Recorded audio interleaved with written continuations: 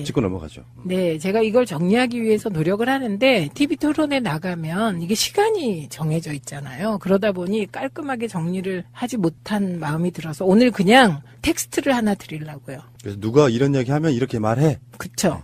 그래서 지금 적폐청산을 얘기할 때 노무현, 김대중 적폐도 청산하자 이렇게 얘기할 경우 답변입니다.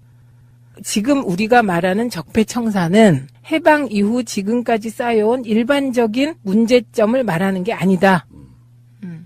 지금 적폐청산은 이명박 박근혜 9년 동안 벌어진 국가적 범죄 행위를 정리하자는 거다. 여기서 핵심 키워드는 국가적 범죄 행위가 이명박 박근혜 정부 9년 동안 너무 많이 벌어졌고 그것이 집약적으로 표출된 게 최순실 국정농단이다. 그래서 그런 국가적 범죄 행위를 정리하는 게 지금 시대가 요구하는 적폐청산이다. 이렇게 정리하시면 되고요. 예. 그다음에 두 번째, 그러므로 신적폐라는 주장은 어불성설이다. 이게 무슨 말이냐면요. 자유한국당에서 안보, 외교, 원전 등 이거에 대한 정책적 판단을 지금 적폐라고 얘기하잖아요. 신적폐. 예, 우리 방송으로 지금 이야기가 나가서 분석을 하나씩 해드렸는데 네. 13가지 뭐 적폐 내면에 얘기 네. 부정을 했는데 뒤집으면 문재인 대통령이 업적이에요. 나중에. 그런데 그러니까 요 부분은 우리가 지금 적폐라고 청산하고자 하는 이명박근혜의 국가적 범죄는 정책적 판단에 대한 정리가 아니다. 그렇죠. 예. 지금 그 핵심 단어가 정책적 판단은 적폐가 아니다예요. 실수일지언정. 예. 그래서 이건 어불성설이고 세 번째는 그들의 논리적인 오류가 있습니다. 뭐냐면 적폐를 오랫동안 쌓여온 적폐이기 때문에 이명박 박근혜를 넘어 김대중 노무현도 하자 요거거든요. 그러면서 신적폐를 얘기한 건 어불성설이죠. 적폐는 오랫동안 쌓여와야 되는데 문재인 정부 5개월 실제로 일한 거 2개월 2개월 동안 뭐가 쌓일 적이 있습니까? 그러니까 그 말도 안 되는 논리적 오류에 빠지더라고요. 그래서 저는 TV에 나가서는 좋아요. 그러면 반민특위부터 다시 합시다. 제가 이렇게 얘기를 해요. 그러면 조용해지고 그다음에 박정희 대통령 스캔들까지 다 이번에 조사해 볼까요? 그럼 조용해져요. 그런데 박정희 대통령의 스캔들이 있다고 해서 그게 범죄 행위인가 아닌가는 또 판단이 달라지는 거잖아요. 공소시효가 다 지났어요. 그것들은 범죄 행위라고 하더라도. 그러니까 지금 핵심 키워드는 지난 9년 동안 벌어진 국가적 범죄 행위를 정리하자. 이게 적폐청산이다. 이렇게 정리하시면 되겠습니다. 이걸 이제 일종의 물타기잖아요. 그렇죠. 정치적 의미로는. 물타기. 그냥 물을 막 타가지고 흙탕물 만들어 놓고 이게 무슨 맛인지 모르게 만드는 전략이라면 전략이고 꼼수라면 꼼수인데 네. 일상생활에도 그런 경우가 많이 있습니다. 부부싸움 하다 보면은 네. 당장 일어난 사건, 서로 간의 분쟁은 무슨 오늘에 일어난 일인데 꼭 잘못한 사람이 그러는 너는 하면서 물타기를 해요. 난 그걸 물타기 정말 싫어하거든요. 네. 아니 이거를 오늘 걸 딱 정리를 확실히 하고 나가야 뭔가 좀 새로운 그 발전 방향도 생기고 그러는 건데 네. 상대방한테 그러니까 너는 5년 전에 뭐 어쨌잖아 이런 식으로 이야기가 되면 부부싸움에서 그런 일 많죠. 죽기밥도 특히. 안 돼요. 근데 저도 그래요. 네. 왜냐면 제가 이제 이렇게 싸울 때 있잖아요. 집에서. 이제 뭐 딸하고도 싸우고 아들하고도 싸우고 남편하고도 싸울 때 어느 순간 제가요 몰리게 되면 저도 모르게 너 지난번에 이랬잖아 이러고요. 그러지 마시라고요. 그리고 그 우리 남편에 대해서 옛날 옛적 언제 당신이 돈 안 벌고 어째서 내가 이랬고 저랬고 그래갖고 옛날 얘기를 실컷 하다 보면 우리 가족들이 막 또 저런다고 화를 내요. 근데 왜 제가 그러나 생각해 보면 궁할 때. 몰리고 있을 때. 네. 지금의 자유한국당. 예, 그런 거죠. 예. 근데 지금 이런 건 있어요. 이제 요즘에는 SNS가 워낙 발달하다 보니까 네. 어떤 사람 우리만 KBS 뉴스를 안 보는 게 아니고 네. 저쪽도 안 봐요. 그러면서 지들끼리 카톡으로 돌리는 정보들이 있어요. 네, 네. 근데 그 사람들은 자기랑 친한 사람들과만 돌리기 때문에 우리 쪽 정보를 접하려고 하지 않습니다. 네. 팟캐스트를 들으면 그 사람들 심장 벌리고 죽을지도 몰라. 그러니까 아예 안 들어서 서로 간에 설득이 안 돼. 네. 근데 요즘에 이제 누구일 걸로 의심되는 사람들이 카톡으로 돌리는 게 대표적인 게 640만 달러 이야기예요. 아, 네. 그래서 고발까지 네. 했다고 아까 말씀하셨잖아요. 네. 그거는 기본 정리를 이렇게 네. 하시면 됩니다. 우선 첫 번째, 640만 불 건은 노무현 대통령님 서거로 이명박 정부의 검찰이 공소권 없음 결정을 내린 것이다. 공소권 없음. 예, 이미 내린 것입니다. 그리고 이 공소권 없음 결정을 내린 게 문재인 정부 검찰이 아닙니다. 이명박 정부 검찰입니다. 예, 그리고 두 번째는 그럼에도 불구하고 재조사를 할 수 있는 요건이 있습니다. 그게 가장 중요한 게 새로운 증거가 나오거나 결정적인 새로운 진술이 나와야 돼요. 그 진술과 관련한 문건이 나오고. 모든 사건이 그래요. 네, 그런데 새로운 증거 나온 거 없고요. 진술 나온 거 없고요. 새로운 문건 나온 거 없습니다. 그리고 이 새로운 문건 관련하여서도 해당 당사자들로부터 새로운 진술이나 문건이 나와야 돼요. 아까 고발했다는 분들. 어른 거 없습니다. 지금 어거지 쓰고 있는 거고요. 그 다음에 이제 여러분이 권양숙 여사님이 공범이다. 그러면 갑자기 여러분이 그 공범이라는 단어에 가슴 뜨끔해지면서 그럴 수 있죠. 예, 이러잖아요. 그것 또한 물타기이며 속이는 겁니다. 왜냐하면 공범이 되려면 주범이 있어야 되잖아요. 그럼 그건 주범이 서거한 대통령님이란 뜻이에요. 그렇죠. 예. 그럼 이게 뇌물죄가 성립하려면 서거한 대통령님이 이 사실을 알고 제3자에게 뇌물을 주게 하거나 인지해야 돼요. 아니면 대가성을 주거나 아니면 본인이 요구해서 받거나 이래야 되는데 이미 서거 전에 조사를 받으셨고요. 사전에 몰랐다. 그런데 우리 가족이 받은 건 사실이다. 일부를. 이건 정리 한번 해봐야 되는 게 그쵸? 어떤 느낌이냐면 일단 박연차, 노무현, 권양숙 이런 분들이 아주 어렸을 때부터 친한 친구들이었어요. 분들이다. 네. 근데 이런 경우는 있거든요. 예를 들어서 남편은 정치를 막 하시고 계시는데 실제로 권양숙 여사 입장에서는 사실 친구 관계라고 할 수 있는 박연차 씨한테 노정현 씨 관련해가지고 저는 제가 알고 있게 돈을 빌린 걸로 알고 있거든요. 그런 걸 이제 다 말아가지고 뇌물을 받았다 이렇게 되는 거고. 그게 뇌물이 아니라니까요. 그러니까 그렇게 네. 그쪽에서 지금 그렇게 공격을 하는 거고. 네. 그리고 문재인 대통령이 대선 토론 때 이제 홍준표랑 이렇게 붙으면서 했던 이야기 중에 그런 게 있잖아요. 당사자가 그러니까 권력자, 공무원인 자가 뇌물을 그러니까 그 돈을 받았다는 사실을 모르는 상태로 무슨 뇌물죄가 성립이 되냐. 네, 네. 근데 우리가 최대한 양보해가지고 돈을 빌렸든 뭐 어쨌든 간에 권양숙 여사가 박연차 씨로부터 받은 돈, 빌린 돈이든 어쨌든 간에 그런 것들이 법적으로는 전혀 뇌물죄가 성립이 안 되는 요건들이잖아요. 네, 권양숙 여사는 공직자가 아닙니다. 그리고 대가청도 없었고요. 예, 그 뇌물죄가 성립되려면 공직자여야 되고 대가성이 있어야 되고 그래서 제3자 뇌물죄가 또 있잖아요. 본인이 안 받아도 제3자가 받으면 이제 공직자가 뭐 대가를 주거나 알거나 이러면 뇌물죄가 되는데 일단 모르셨습니다. 예, 몰랐다는 게 중요하고 더 중요한 게 있어요. 이제 노무현 대통령님이 몰랐나 알았나를 조사할 수가 없다는 거예요. 그런데 조사할 수 없기 때문에 사자 명예훼손이라고 가족이 주장하는 부분이 이 부분인데 조사할 수 없기 때문에 계속해서 정말 돌아가신 분을 불러내는 것이거든요. 그게 이건 저는 정말 반인륜적 행태라고 봅니다. 그런데요, 더 웃긴 건 권양숙 여사님을 공범이라고 하는 건 누군가가 접신해서요. 이승과 저승을 오가면서 확인하지 않고는 불가능한 얘기죠.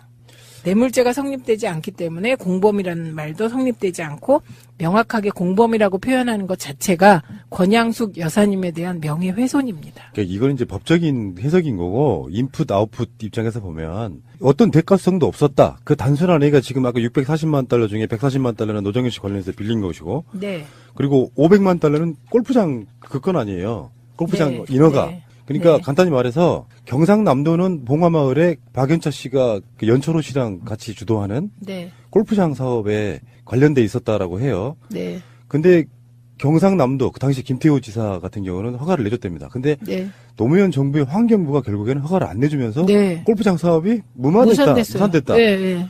그게 그러니까 만약에 정말 참여정부의 환경부가 그 골프장을 허가했다면 진짜 큰일 날 뻔했어요. 그래도 별거 아닌데 네. 그래도 큰일 날 뻔했다고요. 예, 근데 허가를 안 하셨다고 하더라고요. 그런데 무슨 뇌물이에요? 그러니까요. 그러니까 지금 이제 우리 쪽에서 나가는 모든 토론자들은 우리가 이거 아무리 지금 뭐 피하려고 해도 피할 수 없는 상황이 되었습니다. 그래서 명확하게 정리를 해야 돼요.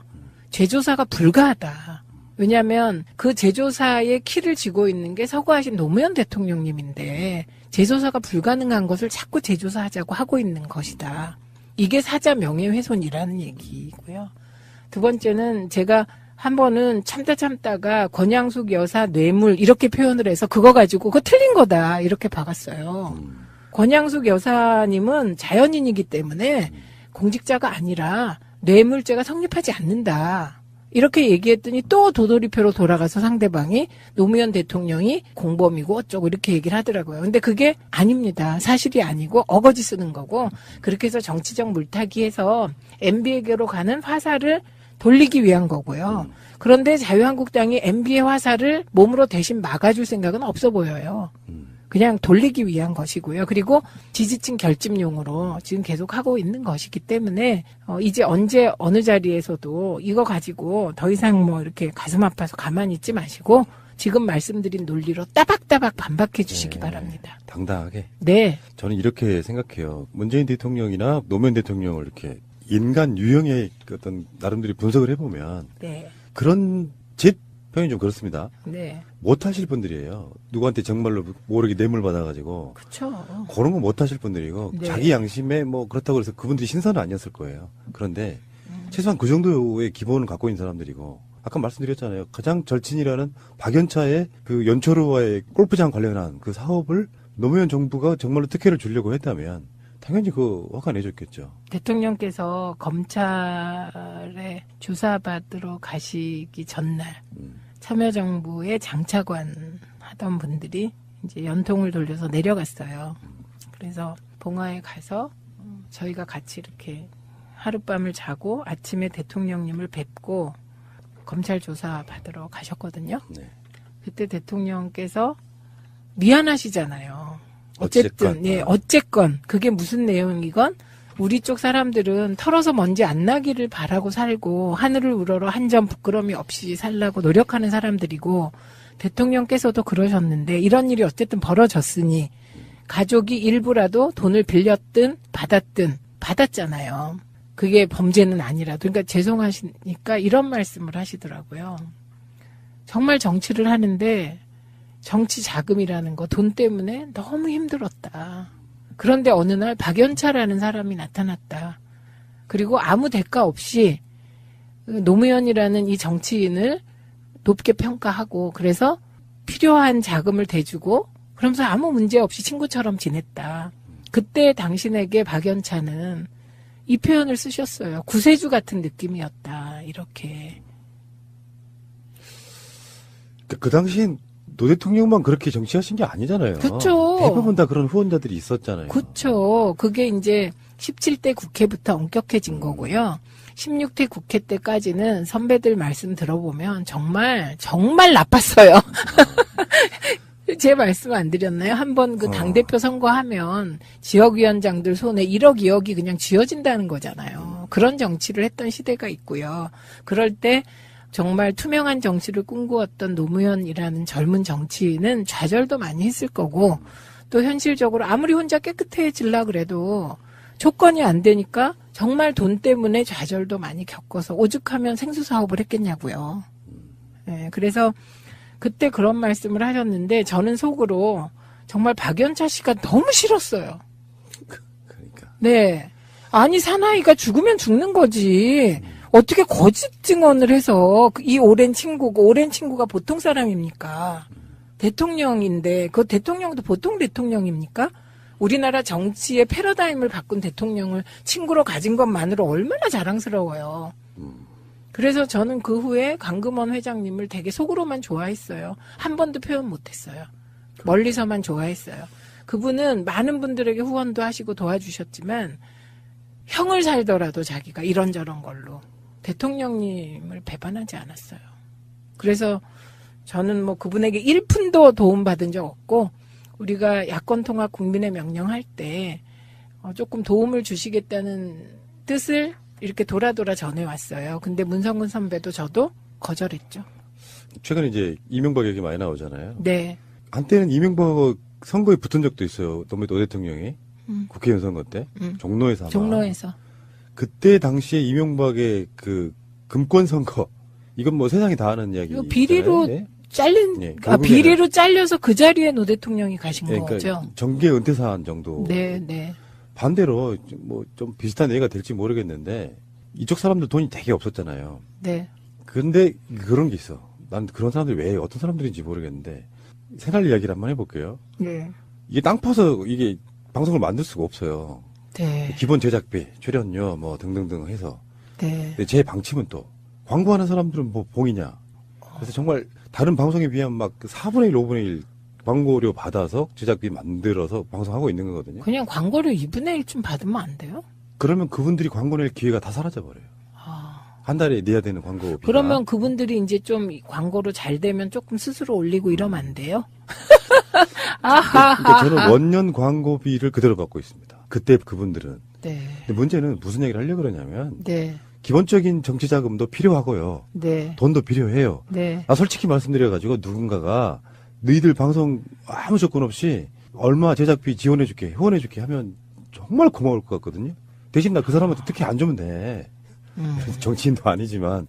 그래서 난 노무현 대통령이 인간적으로 너무 이해가 되는 측면인데다가 예를 들어서 이게 좀 약간 언밸런스한 거예요. 아까 이명박 얘기를 왜 꺼냈냐면 네. 그런 사람들은 그렇게 돈으로 온갖 협잡질에 나쁜 짓 다 해도 네.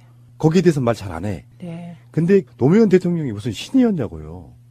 근데 정치적 후원자들, 그러니까 제가 봤을 땐 그래요. 박영차 씨를 나쁘게만 보면 웬만한 사람들 다 좀 거물 정치인들은 후원자가 있는데 나도 노무현이란 정치인 후원 한번 해보고 싶어서 자기 격도 올라간 게 있는 거거든요. 그럼요. 네. 근데 그런 측면들을 가정했을 때 대가성이 없었더라도 박영차 씨는 나름대로 후광 효과를 누렸다고 봐요. 당연하죠. 네. 그리고 박영차 씨는 노무현 대통령님은 박영차 씨를 친구처럼 대했을 것 같아요.